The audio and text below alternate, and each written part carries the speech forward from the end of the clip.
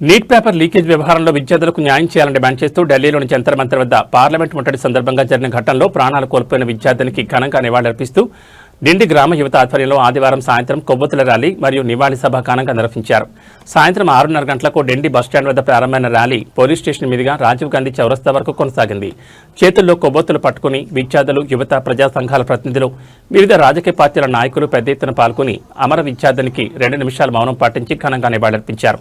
ఈ సందర్భంగా పలువురు భక్తులు మాట్లాడుతూ దేశవ్యాప్తంగా నీట్ పరీక్షల నిర్వహణలో చోటు చేసుకున్న అవకతవకలు, పేపర్ లీకేజీలు లక్షలాది మంది విద్యార్థుల భవిష్యత్తును ప్రశ్నార్థకంగా మార్చాయని ఆందోళన వ్యక్తం చేశారు.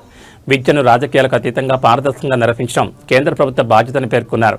కేంద్ర విద్యాశాఖ మంత్రి ధర్మేంద్ర ప్రధాన్ తన పదవికి రాజీనామా చేయడం విద్యార్థి ఉద్యమాల ఒత్తిడి, దేశవ్యాప్తంగా విద్యార్థి సంఘాలు, ప్రజా సంఘాలు, యువజన సంఘాలు చేపట్టిన నిరంతర పోరాటాలకు నిదర్శనమని అభిప్రాయపడ్డారు. అయితే రాజీనామాతోనే బాధ్యత పూర్తి కాదని, నీట్ పేపర్ లీకేజ్ వ్యవహారంపై సమగ్ర విచారణ జరిపి బాధ్యులపై కఠిన చర్యలు తీసుకోవాలని, విద్యార్థులకు సంపూర్ణ న్యాయం జరిగే వరకు పోరాటం కొనసాగుతుందని స్పష్టం చేశారు. విద్య హక్కును కాపాడేందుకు, పరీక్షల వ్యవస్థపై విద్యార్థుల విశ్వాసాన్ని పునరుద్ధరించేందుకు ప్రభుత్వం తక్షణ చర్యలు తీసుకోవాలని వారు డిమాండ్ చేశారు. ప్రజాస్వామ్య విలువలను పరిరక్షించడం ప్రతి పౌరుడి బాధ్యత అని, విద్యార్థుల భవిష్యత్తుతో ఎలాంటి రాజీ ఉండదని పేర్కొన్నారు. ఈ కార్యక్రమంలో వివిధ రాజకీయ పార్టీల నాయకులు, విద్యార్థి సంఘాల ప్రతినిధులు, యువజన సంఘాల నాయకులు, ప్రజా సంఘాల ప్రతినిధులు, విద్యార్థులు, యువత మరియు గ్రామ ప్రజలు పెద్ద సంఖ్యలో పాల్గొని కార్యక్రమాన్ని విజయవంతం చేశారు.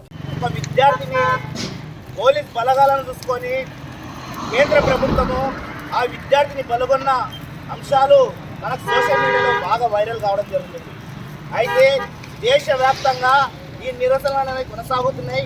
అదేవిధంగా ఏదైతే ఆ ఒక కాక్రోచ్ జనతా పార్టీ ఒక ప్రొటెస్ట్ చేయడంతో అక్కడున్న కేంద్ర విద్యాశాఖ మంత్రిని రాజీనామా చేసే విధంగా అన్ని రాష్ట్రాల నుంచి విద్యార్థులు, యువకులు అక్కడ ఢిల్లీ జంతర్ మంతర్ దగ్గరికి చేరుకోవడం జరిగింది.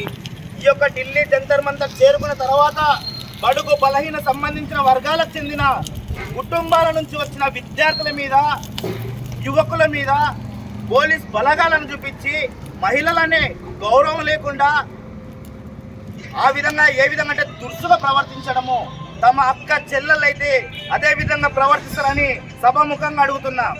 కానీ ఈరోజు దేశవ్యాప్తంగా 2014 చూసుకుంటే 2014 నుంచి ఇప్పటి వరకు దాదాపు 152 పేపర్ లీకేజ్ కావడం జరిగింది.